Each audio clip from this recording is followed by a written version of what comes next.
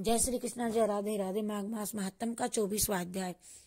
ब्राह्मण वेद निधि ने महर्षि लोमस से कहा कि हे प्रभु, अब कृपा करके मुझे उस पिशाच की कथा भी सुनाइए जिसे महात्मा देवदूती की कृपा से मुक्ति प्राप्त होकर के सदगति प्राप्त की हुई थी। ब्राह्मण वेद निधि की प्रार्थना पर ब्रह्म ऋषि लोमस ने उन्हें निम्नलिखित कथाएं सुनाई थी। प्राचीन काल में द्रविड़ देश में चित्ररथ नाम का राजा राज्य करता था। वह संपूर्ण शास्त्रों का ज्ञाता, विद्वान तथा सूरवीर था, परंतु साथ ही अति विषयी एवं कामाचारी भी था। वह सदैव ही स्त्रियों में आसक्त रह करके वासना में लिप्त रहा करता था। उसे संपूर्ण शास्त्रों के ज्ञान था, तथापि उसके हृदय में धर्म और ईश्वर के प्रति कोई आस्था न थी। वह नास्तिकों के समान जश्न करता, प्रश्न करता था कि भगवान कौन है, कहाँ रहते हैं, किसने उन्हें देखा है, किस प्रकार। निरर्थक प्रश्न, ऐसे ऐसे प्रश्न सदैव ही पापाचार में विलिप्त करता था।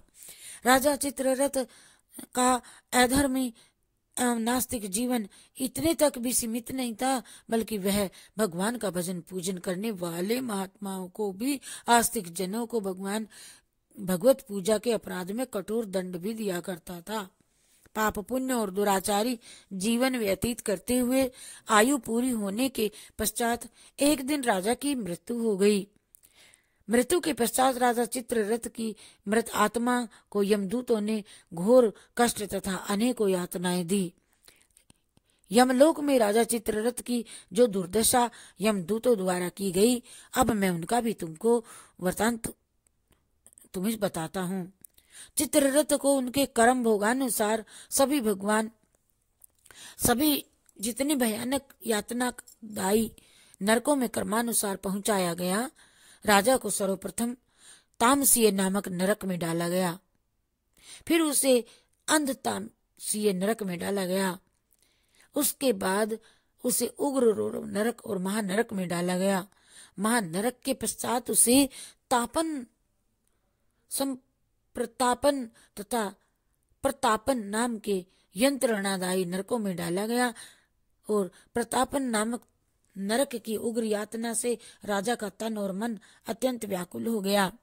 संताप, काकोल, कुड़वल, पूतिमृतिक इत्यादि भयानक नरकों में भी राजा को क्रम से डाला गया।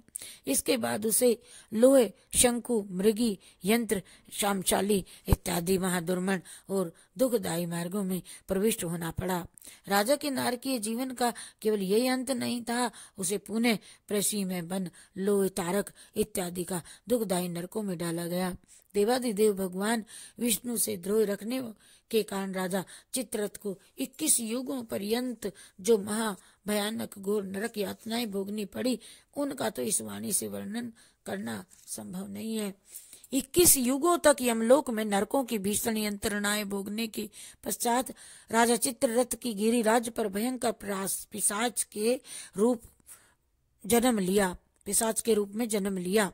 गिरिराज पर जाकर के पर्वत पर पिशाच योनि में राजा का जीवन भयानक दुखों और कष्टों से घिरा हुआ था। वह सदैव क्षुधा, भूख से तड़पता, तृषा, प्यास से व्याकुल होकर भटकता रहता था। उसे सर्दी गर्मी की कोई असह्य यातनाएं भोगनी पड़ती थी, और इस प्रकार पिशाच योनि का दुख भोगते हुए भूख, प्यास तथा कष्टों से व्याकुल पिशाच देहधारी राजा चित्ररथ ने प्रसवरण